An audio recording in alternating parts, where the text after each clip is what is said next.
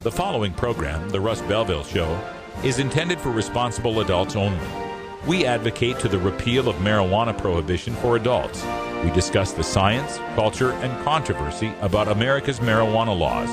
We do not advocate any illegal activity and encourage all listeners to learn their state and federal marijuana laws. Opinions and claims made by guests and advertisers on The Russ Belville Show are their own, and The Russ Belville Show cannot be held legally responsible for their validity or reliability. Viewer discretion is advised. You take a seed, you plant it, you grow it, you dry it, you roll it, you smoke it. You take a seed, you plant it, you grow it, you dry it, you roll it, you smoke it, and it goes down smooth. Hey! Spanning the continent to bring you the truth about cannabis and marijuana law reform. I smoke pot and I like it a lot. From the promise of legalization. And I think that we need to rethink and decriminalize our marijuana laws. To the agony of prohibition. One major responsibility is to encourage people to use less drugs. The Russ Belville Show, the voice of the marijuana nation. Yeah, I hear you had a question for me. Now, here's your host, Radical Russ Belville. All right, good afternoon, tokers and tokettes. It is Tuesday, September 11th, 2012, and it's got to be 420 somewhere in the world. And for our top story today, Al-Qaeda terrorist mastermind Osama bin Laden is still dead. Welcome to the show, everybody. Glad you could make it here. Joining us from our virtual studio in Grass Story, Oregon, we have our lovely Cannabis Carrie taking care of the news. How you doing, Carrie? I'm doing good. That's some refreshing news, Russ. A zombie bin Laden sounds pretty terrifying. Yeah, we don't want any zombie bin Ladens. And, of course, hat tip to the great Chevy Chase for our opening line today. Carrie takes care of our 420 headline news, which you get to right after the first break. What do we have in headlines today, Carrie? Well, as we are counting down closer to the elections, some of those financials from some of the ballot measures is coming in. We're going to look at the ballot measure from Massachusetts, their medical marijuana state, and let you know how that's shaping up. Also, a children's advocacy group in the state of Washington is throwing their support behind the legalization effort there. We're going to go to Springfield, Missouri, where the city council is planning on overturning a citizens' initiative about decrim measures. But first up, we're going to talk about how many dispensaries there are in Los Angeles, because the new study gives us some solid answers. All right, looking forward to that right after this first break. Also coming up on the show today, we're going to go behind the headlines all the way across the pond to Great Britain. I'm going to take a look at a report coming out of The Guardian UK talking about an increase in gun violence and a call for upgrading cannabis to the most restrictive category of drugs in the United Kingdom. We'll talk about that after our news segment. Then it'll be 20 after time for our daily Toker Tunes on Electric Tuesday today, bringing some great electronic dance music from B6. The song is called The Blind Leading the Blissed. Should be interesting. At 5:30, we're going to do a little legalization lesson. I'm going to teach you a little bit about how to use some online resources to make the case for marijuana legalization and to debunk prohibitionist talking points. And at the end of the show, time for a little bit of a radical rant. We're going to take a look at something we talked about hour 2 yesterday, and that is whether or not you should vote third party to send a message to Barack Obama about his treatment of medical marijuana patients. All that and more coming up on hour 1 of the Russ Belville Show. And stick around for hour 2, Toker Talk Radio, where we take your live calls at 971-533-7111. You're listening to the Russ Belville Show live on RadicalRuss.com, TheWeedBlog.com, Pot.tv, and MikeCan.net. Stick around. It's simply business. It's simply business. It's simply business, you know why they won't let us grow. It's simply business. We'll be right back after these messages from our 420 friendly sponsors. Support these advertisers because their ad money goes straight to the Russ Belville Show.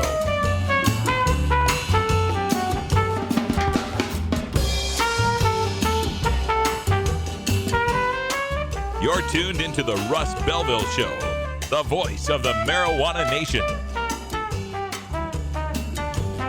It's simply business. It's simply business. It's simply business, you know why they won't let us grow.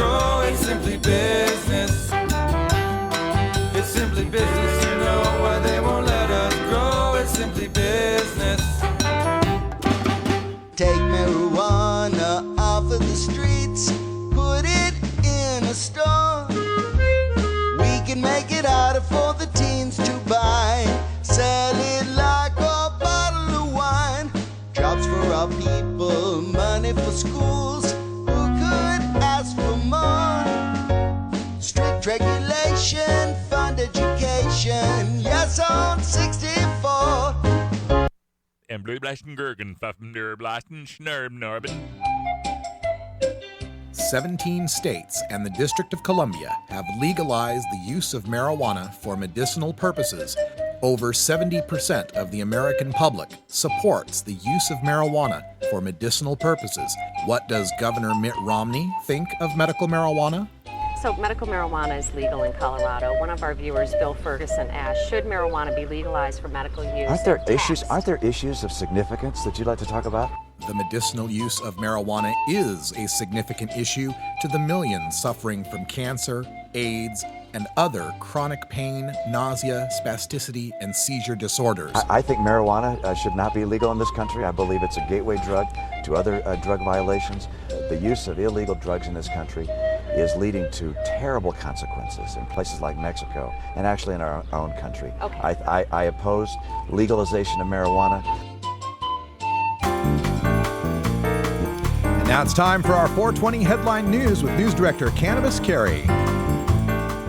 The number of dispensaries operating in Los Angeles has been called into question by a recent study by UCLA public policy researcher Bridget Friesler. She found that the city has 472 dispensaries operating in the city of Los Angeles, about half as many as the LA City Attorney's Office has been reporting. Her study, that was funded by the National Institute of Drug Abuse, suggests that the City Council has been overstating the number of operating dispensaries by more than double, as they have been widely reporting that there is as many as 1,046 dispensaries operating in LA.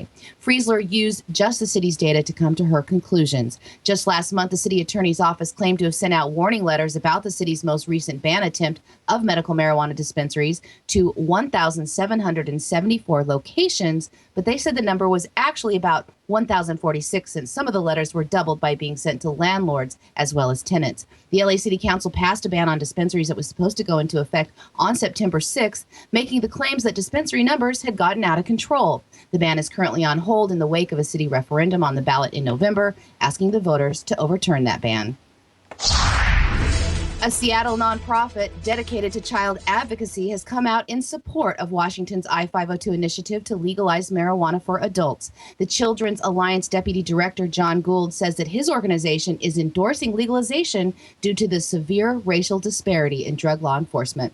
He told the Seattle Times that the status quo is not working for children, particularly children of color, and that the public policy ought to move us further towards racial equality and justice. Gould says that Initiative 502 is one step forward to that goal. Gould notes that disproportionate enforcement leads to harms for children when their parents are subject to the second-class citizenship endured by people with drug convictions. Also, the Washington Association for Substance Abuse and Violence Prevention officially came out against I-502, claiming that youth typically get adults to buy them alcohol from stores and would do the same with marijuana under legalization. The city of Springfield, Missouri has been considering lowering the penalties for marijuana possession after a successful citizen initiative put it before the council.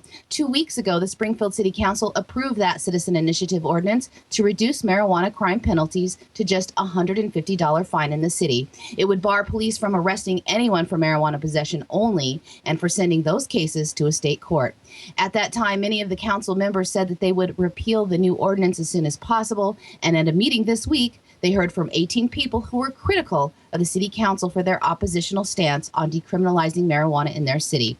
Many warned that the city council was repealing the citizen initiative and were ignoring the wishes of the voters. Now that the council has heard the arguments against repealing the ordinance, they will vote on that matter at the next meeting in 2 weeks.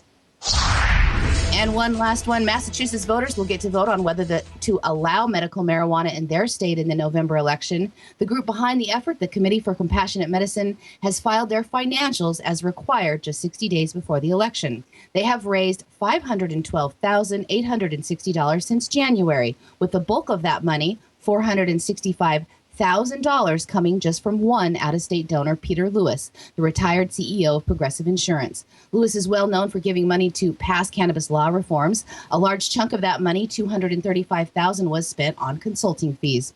The group opposing the measure, the No on Question 3 Committee, has raised $600 since January, and only from 2 donors. Massachusetts Family Institute Director Chris Manu said, who is one of those donors, said that the heavy out-of-state spending proves that the initiative is not based in Massachusetts. A recent poll found that 58% of respondents favored medical marijuana in Massachusetts, and only 27% were opposed. Governor DeVal Patrick has declined to comment on the ballot question, saying he would defer the matter to the voters. Thanks, Carrie. Got another story here. Non-medical grow site mold levels dangerous in Colorado. Researchers from the National Jewish Health measured the mold found at 30 illegal marijuana grow sites, seeking to determine health risks to first responders that might encounter the grows. Dr. John Martini found levels that were sometimes as high as 100 times the recommended safety level, and occasionally so high they exceeded his instrument's measurable range. It should be noted that none of the 30 sites tested were licensed legal medical grows. Short-term exposure to such high levels of mold are not an immediate risk to healthy people, but children, seniors, and those with compromised immune systems may be at risk. However, Dr. Martini tells the Denver Post that as many as 70% of the homes where these grow sites operated would cause serious health concerns for anyone living in the home. The study was done in association with the Colorado Drug Investigators Association, the Colorado Association of Chiefs of Police, and the County Sheriffs of Colorado. And that is your 420 headline news for today, Tuesday, September 11th, 2012.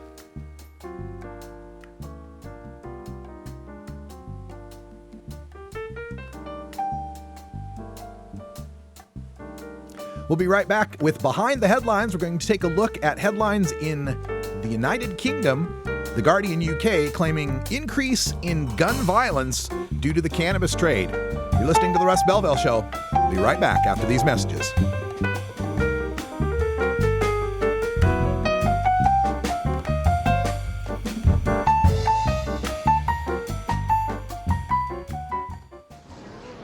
I don't like it personally, but it's time for a conversation about legalizing marijuana. It's a multi-million-dollar industry in Washington state and we get no benefit. What if we regulate it? Have background checks for retailers, stiff penalties for selling to minors.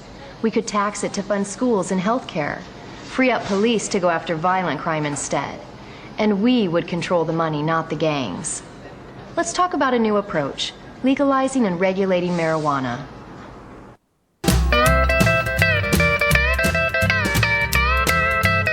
When I was in England, I experimented with marijuana a time or two, and I didn't like it, and didn't inhale, and never tried it again. I think you'd probably be a lot cooler if you had, Mr. President. Said, hey, do you have a joint, kid? Sure would be a lot cooler if you did. Lie, don't hide it. Oh, lie, don't hide it. Just lie, don't hide it. Fire up right now. Welcome back, everybody. Behind the Headlines here on the Russ Belville Show. We're going to take a deeper look into one of the stories that made the news today, and this one I caught out of the Guardian UK. Now, if you don't know about the United Kingdom and their newspaper coverage of the cannabis issue, and remember they call it cannabis there in the UK, which is actually more proper. They have all sorts of funny things that they'll say there too. They call them cannabis factories. When they find a grow site, an indoor grow site, it's not a grow site. It's not a grow house. It's not a marijuana garden. It's a cannabis factory. It's this big, scary thing.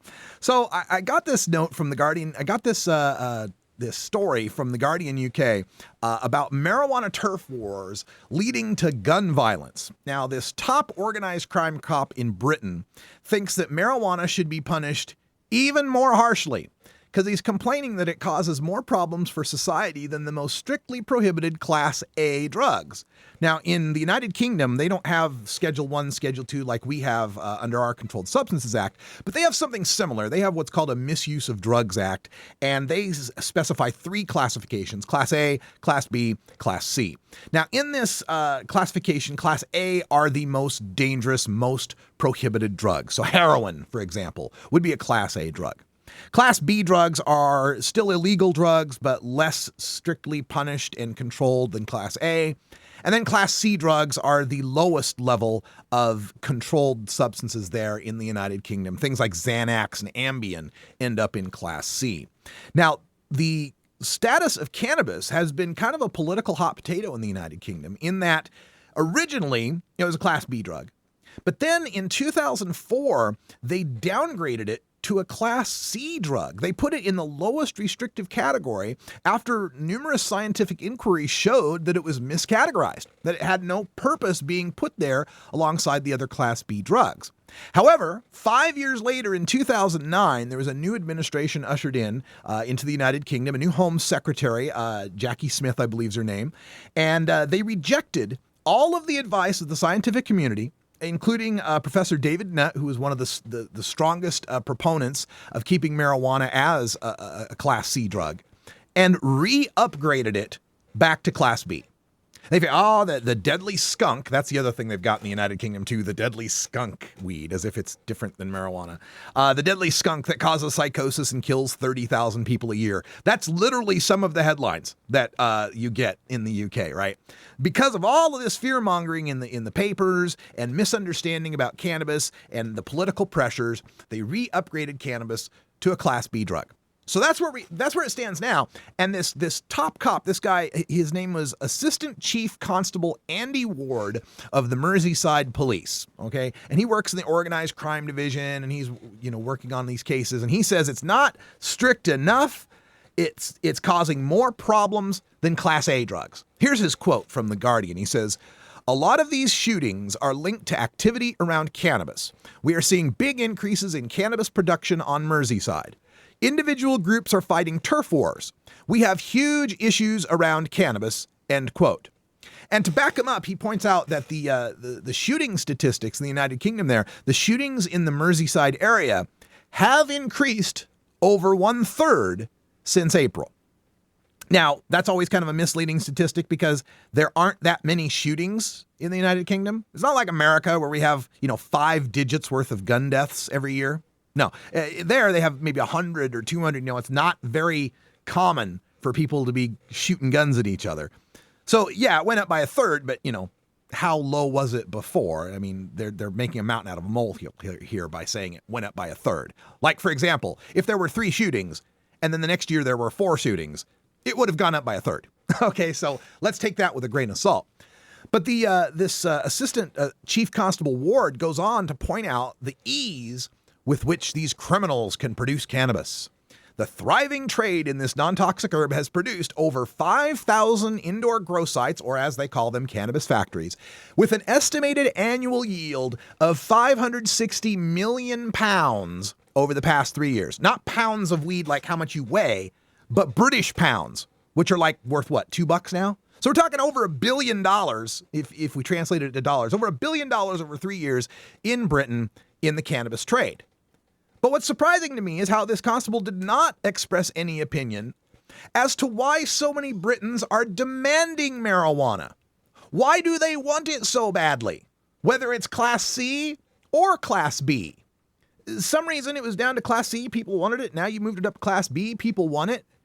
And meanwhile, you're not seeing the same attendant levels of violence with respect to the trade in other illegal drugs, even Class A substances.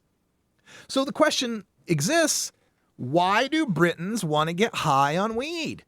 Maybe it's because they're smart enough to realize that it's a safe, non-toxic, low side effect, low risk of dependence alternative to the alcohol that Britain is so soaked in. You got to ask Constable Ward why pub owners aren't shooting each other over their beer turf. Why is that deadly, addictive drug able to be dispensed in pubs all throughout Britain, and yet people that want to grow cannabis, people that want to use cannabis are somehow criminals that must be repressed? We got to put this in the highest level of dangerous addictive drugs. It's time that the United Kingdom took the advice of Professor David Nutt and recognized the facts are in. Cannabis is far safer than horseback riding. Cannabis is far safer than just about any activity you could put out there. Far safer than drinking, far safer than cigarettes, far safer than ecstasy, any of the other drugs that are out there. It's time in the United Kingdom to meet science. Hey folks, you know what that time means. It's 20 after the hour here. 4:20 for our friends in Philadelphia, Pennsylvania and Bangor, Maine. Thanks for joining us here. If you got 'em, smoke 'em. We'll be right back after this with your Daily Toker Tunes. Oh, have you ever met that funny reefer man? A reefer man. Have you ever met that funny reefer man? Reefer man. If he said he swam to China, he would sell you South Carolina. Then you know you're talking to that reefer man. Dear Mom, when I was in college, I used to drink a lot. It was kind of crazy. But now that I'm older, I prefer to use marijuana. It's less harmful to my body, I don't get hungover, and honestly, I feel safer around marijuana users. I hope this makes sense, but if not, let's talk. I love you.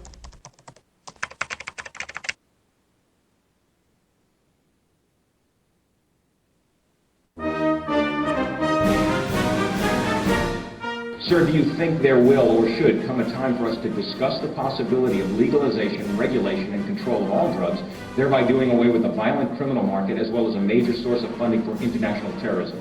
Thank you so much for your time, Mr. President. Well, I think this is an entirely legitimate topic for debate.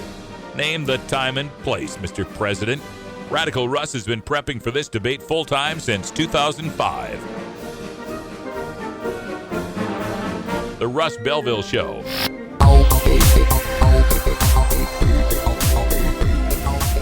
Everyone knows music and marijuana go together, so let's wind up our 20 after break with the Russ Belville Show's Daily Toker Tunes, the best in pod-safe 420 music from around the web.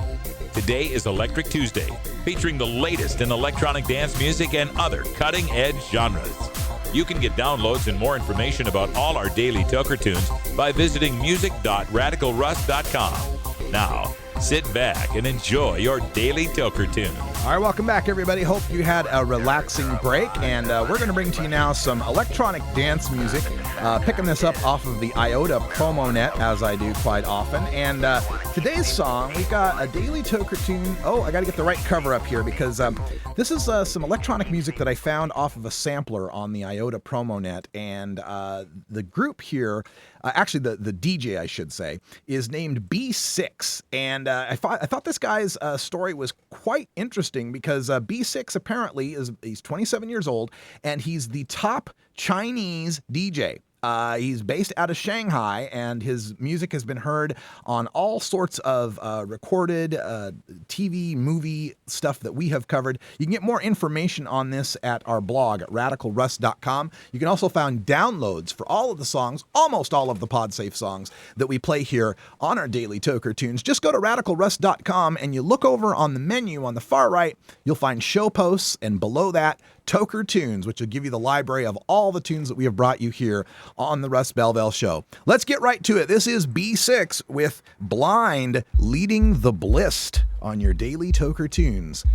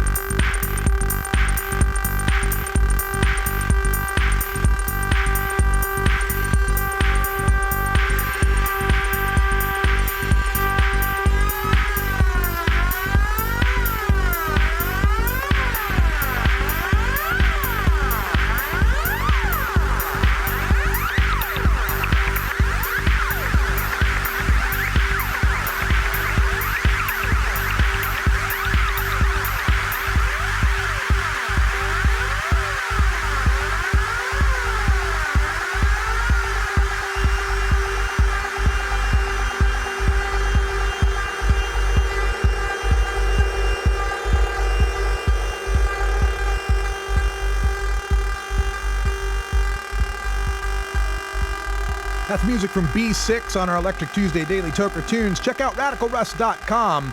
Look at the show posts Toker Tunes menu to get your downloads from the IOTA promo net. We're right back with a little bit of legalization lessons. Going to take a look at the Bureau of Justice statistics and how to learn about marijuana arrest data in the United States. Stick around.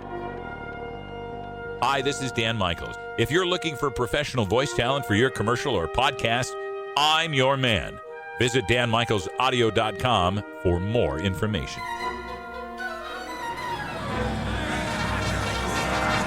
Yar! Thar be pirates here! Har, har, har, har, har.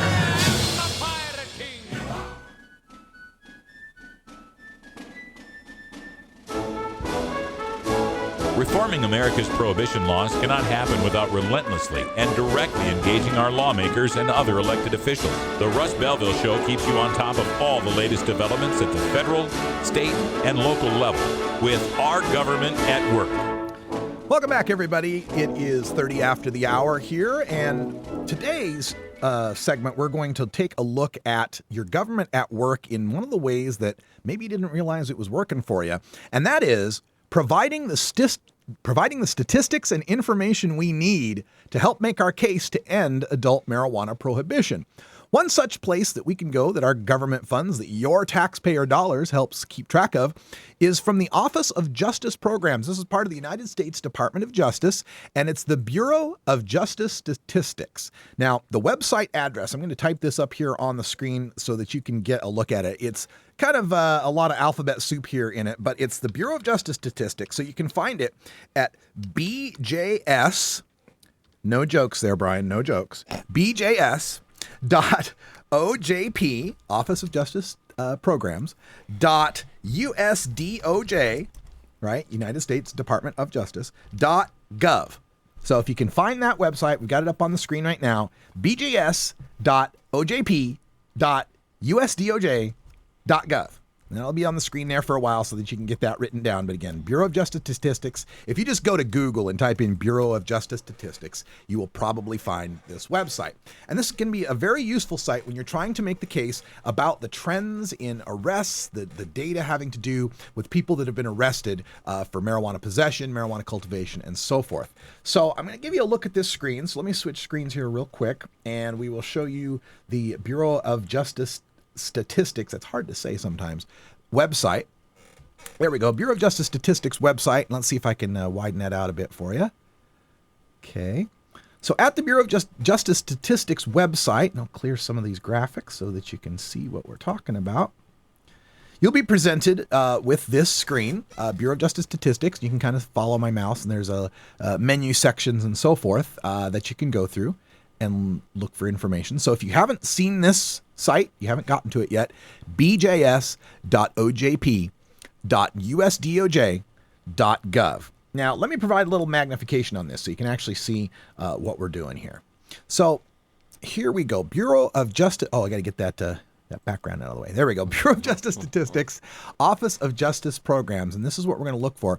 And there's all sorts of publications that you can look for, or topics having to do with capital punishment, prison rate, recidivism, corrections, courts, so much information that you might want. And of course, the one that would be useful to us would be over here under crime type, and you'll find drugs and crime. So we'll give that a little click here, drugs and crime, and see what we get from the Bureau of Justice Statistics. Now, give you all sorts more information. Drugs are related to crime in multiple ways, and they list about different drug and crime facts. Drug-defined offenses, that would be violations of laws that have to do with the possession, manufacture, distribution of illegal drugs. So drug-defined offenses are breaking the drug laws themselves. You actually have drugs, or you're making drugs. Drug-related offenses that they track are offenses in which the drug's pharmacological effects contribute to the crime, right? So, for example, drinking a whole lot of alcohol and then you got, drunk out of your mind and wrecked your car, that contributed to the crime of drunk driving. It contributed to the crime of perhaps, negligent homicide. Who knows? Offenses, also what are counted as drug-related offenses, are those that are motivated by the user's need for money to support continued drug use.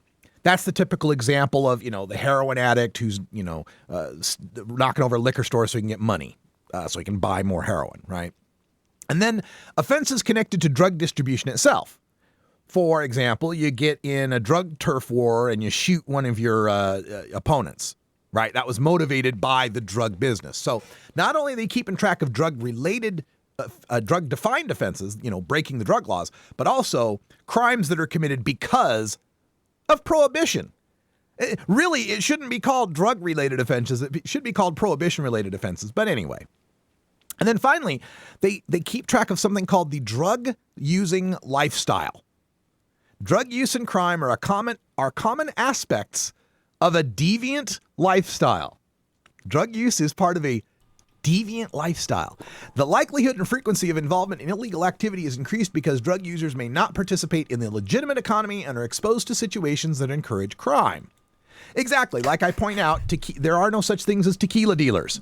There are no tequila wars. There are no fights over tequila turf. Right? They're pointing out that, yes, a drug-using lifestyle does involve being an outlaw living on the underground. So let's take a look at this a little bit more in depth.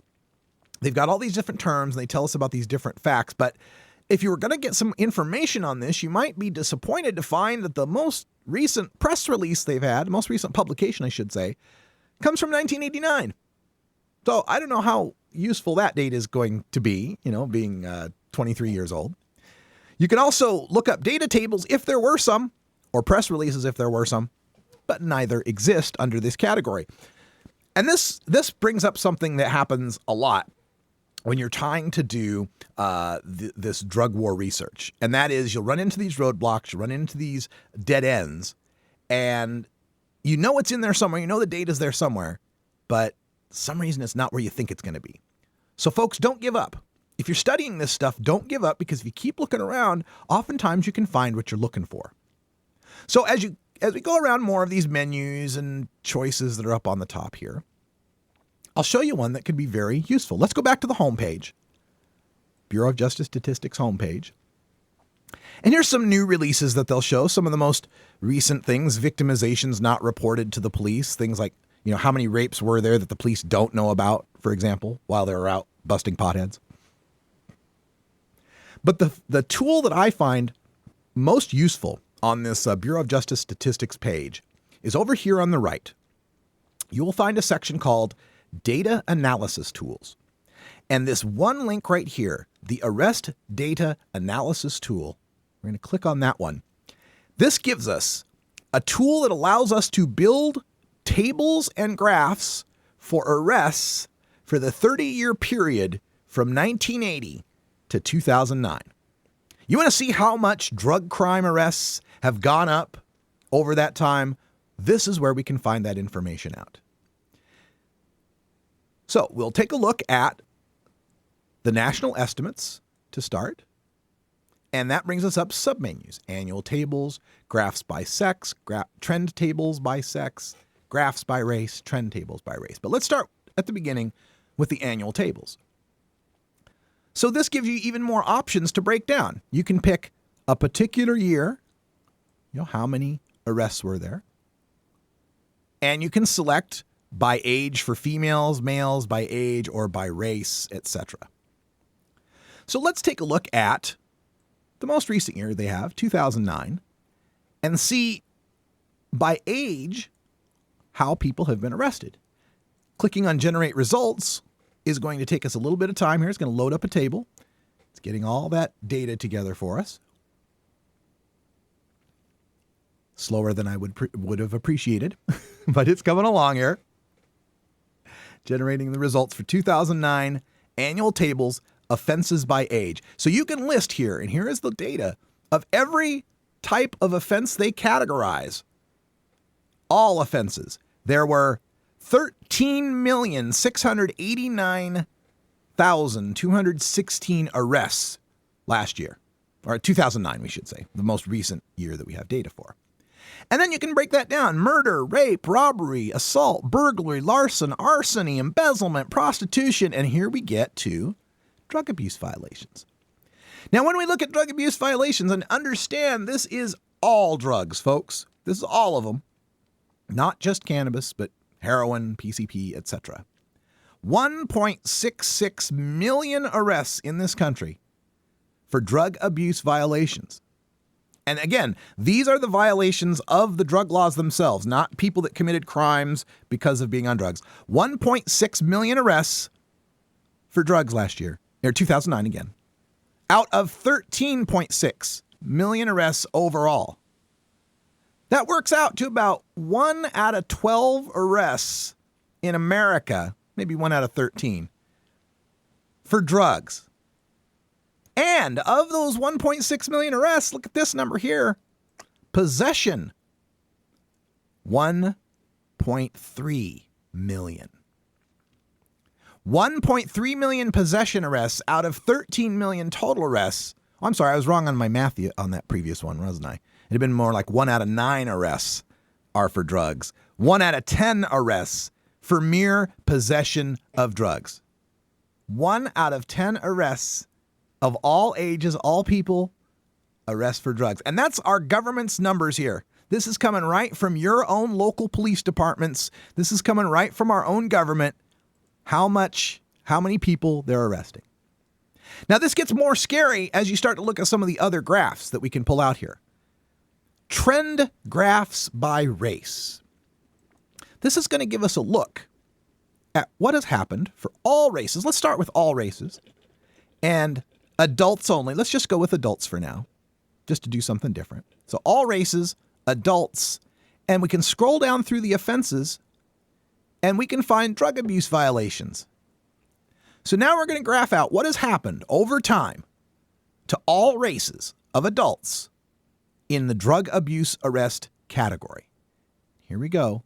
Make the rates graph. Folks, that's your graph right there of the increase in arrest rate, not overall arrests, arrest rate, because you got to account for the fact the population goes up and, so far. These are arrests per 100,000 persons for drug abuse. Starting in 1980, around 300 people out of 100,000, so 3 out of 1,000, or 0.3% of all arrests were for drug abuse. As we've moved into the 2000s, it's above 600. The rate of drug abuse arrests now compared to 1980 is twice as great as it was back in 1980. Of course, this is the graph for all races, right? You have any idea what it's going to do when I switch this over to just black? Let's check that out. Make rates graph. Arrests per 100,000 persons for black people, black adults in the United States. Above 500 per 100,000, above 0.5%, closer to maybe 0.6, 0.7% there. And now as high, well, it's declined over time now. It's about 1750 per 100,000. Remember, when it was listed for all races, it was 0.3% and 0.6% we were talking about. Now we're talking 1.75% for black folks alone. This is some of the information you can get from the Bureau of Justice Statistics page.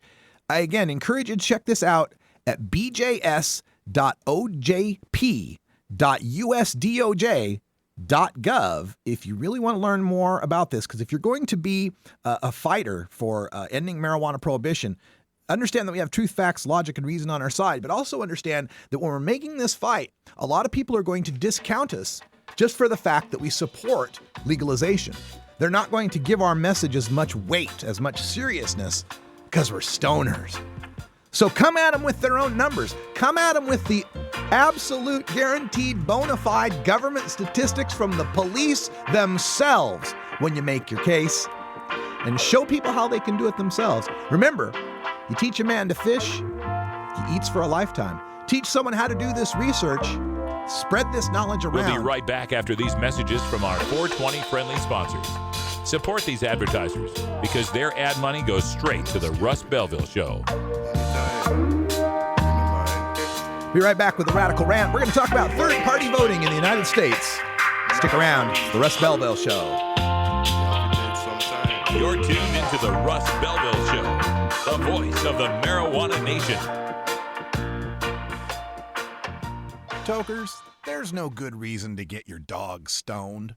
While it might not harm them physically, imagine being a dog who already begs for treats all day, and then imagine that dog having the munchies. Not cool. I'm a doctor. I'm a lawyer. I'm a journalist. I'm a student. I'm a teacher. I'm a representative. I have cancer. The outdated laws of prohibition are more dangerous than the plant itself. I lost my scholarship. I was fired. 20 million arrests since 1965. This is getting ridiculous. Our prisons are overcrowded with non-violent offenders. We have the opportunity to change. This is costing our country billions of dollars. Making my family and I fight in a courtroom is difficult enough when I'm already fighting through chemotherapy. There's no reason to be scared by tradition anymore. We can stop this. We can stop this. We are the American people. We can stop this. And you have our support. We're old, young, straight, gay. We're every race and nationality. And we're not going to give up. You can tax it. You can regulate it. Apply age restrictions. You can create millions of new jobs. We can save our economy. President Obama? It's time for legalization. Legalization. Yes. We can. You want answers? I'm as mad as hell, and I'm not going to take this anymore. You want answers? You have offended my family. I think I'm entitled. You want answers? I want the truth. And you have offended the Shaolin Temple. You can't handle the truth. Surely you can't be serious. I am serious. And don't call me Shirley. Radical Rant. Welcome back, everybody. 46 after the hour, and today I want to go back to a subject that we got into based on a chat that was going on in our chat room. And if you haven't gotten into our chat room, make sure you check it out. You can go to radicalruss.com. We got pop-up windows for the chat. It's through the Ustream chat service, so you will have to create yourself a Ustream account. All you got to do is type /login on our chat, and it will help you get through logging in or creating an account if you need one. We get a lot of discussions on our chat room in Hour 2, Toker Talk Radio, and yesterday people were talking about voting third party.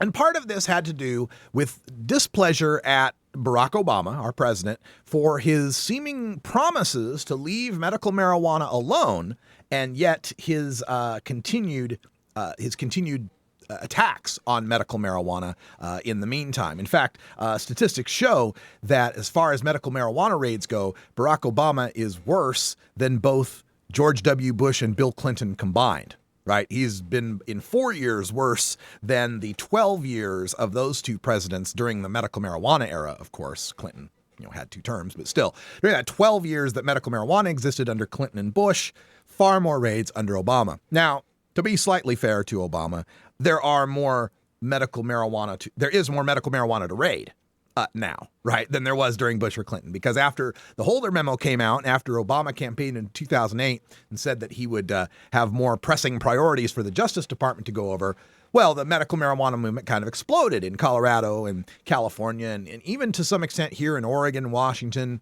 and some of the other medical marijuana states. So, to be fair, there may be more to bust now.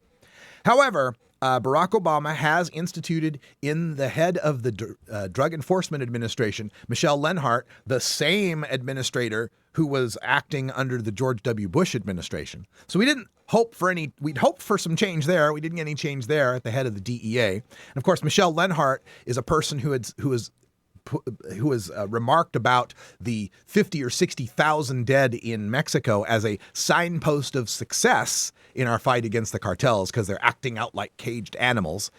I bet some Mexican mothers would disagree about the deaths of their children being a signpost of success. And of course, Obama has laughed us off numerous times, 10 by my latest count. Whenever there's been an opportunity, some sort of public forum, Obama's either laughed at our questions, ignored our questions, not had the questions brought up. So I understand the medical marijuana community, particularly in California and to some extent in Colorado. I completely understand why you're upset at Obama and why you would want to vote or to not vote for him in the upcoming election or even vote against him. Today, I'd like to talk a little bit about that because we went over this in Hour 2 yesterday, and I would like to convince you that if you are living in Colorado, that would be a very big mistake. If you are living in Nevada, that would be a very big mistake.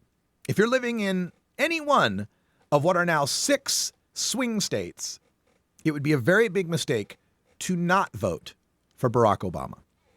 Now, let me get into this a little bit. First of all, one of the things I base this on is just simple electoral math.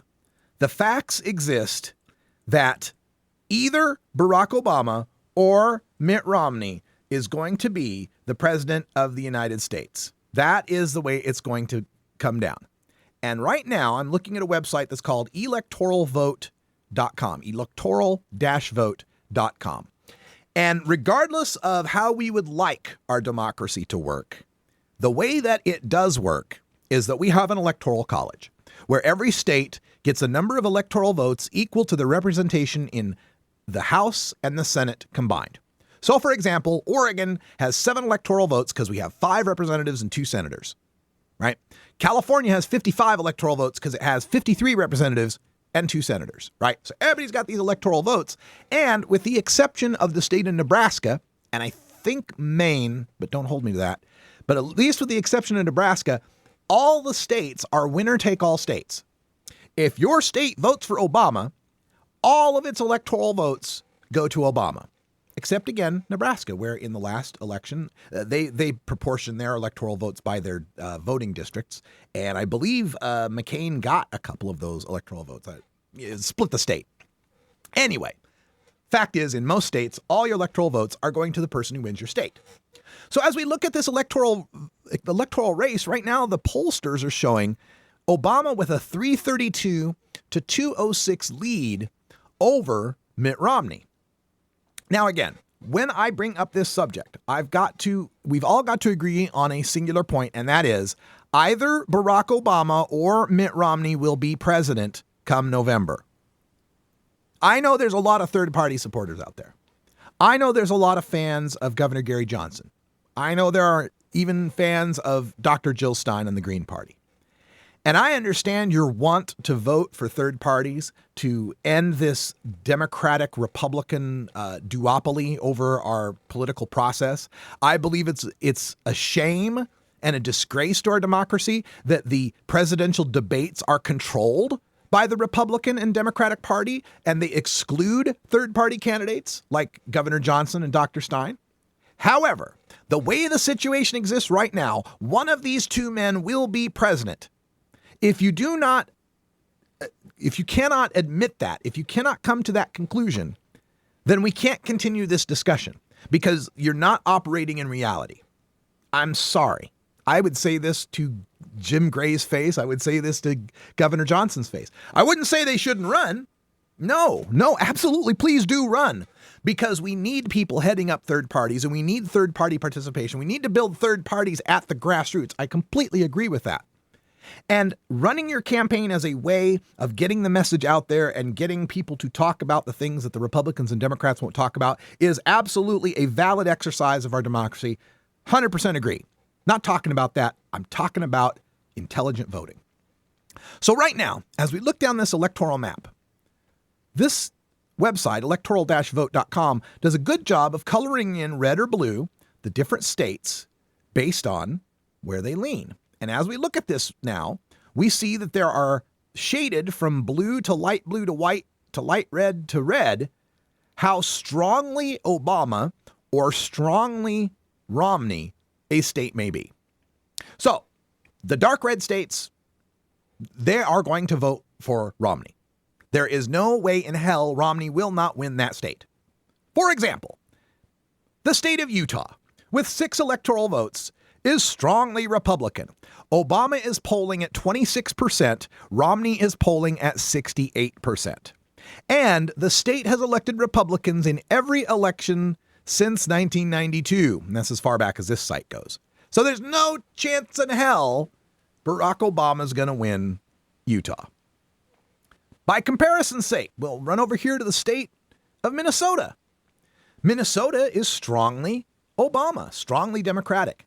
50% Obama is polling in Minnesota versus 40% for Romney. And again, if we look at all of the elections since the first Clinton term, it has voted Democratic, Obama, Kerry, Gore, Clinton in every election. It's not going to go to Romney. No chance in hell.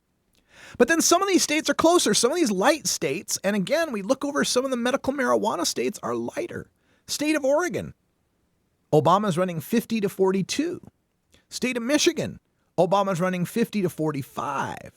State of New Mexico, Obama's running 45-40. These are all medical marijuana states. Now, I still think it's likely he's going to win those states, but if I were living there, I wouldn't want to see my vote going to some other party and perhaps costing Obama a vote that would lead to Romney being the president. And again, here's point number 2, that if we can't agree on this, we can't have this discussion. We must agree that regardless of what Barack Obama has done in medical marijuana or in the marijuana issue, he's better on it than Romney would be. Maybe there's some disagreement on that. Maybe you can talk to me in hour 2, Toker Talk Radio. We'll take your calls. Maybe you've got a scenario where Romney would be a better president on medical marijuana than Obama would be. If you do, I'd like to hear it. But as far as I'm concerned, when Romney says, when he's turning his back on medical marijuana, he literally turned his back on a patient in New Hampshire that tried to ask him a question. When he tells a reporter in Colorado that medical marijuana is not an issue of significance, and when he says he will fight medical marijuana tooth and nail and that marijuana should never be legalized, I'm willing to stick with the devil I know.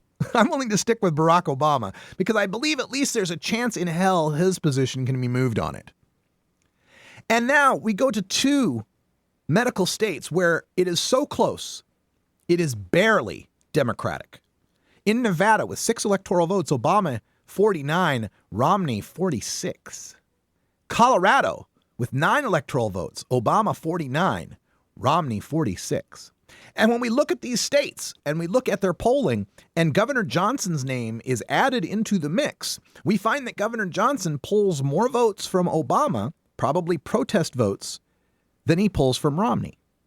So you have to ask yourself, is voting third party this time worth it?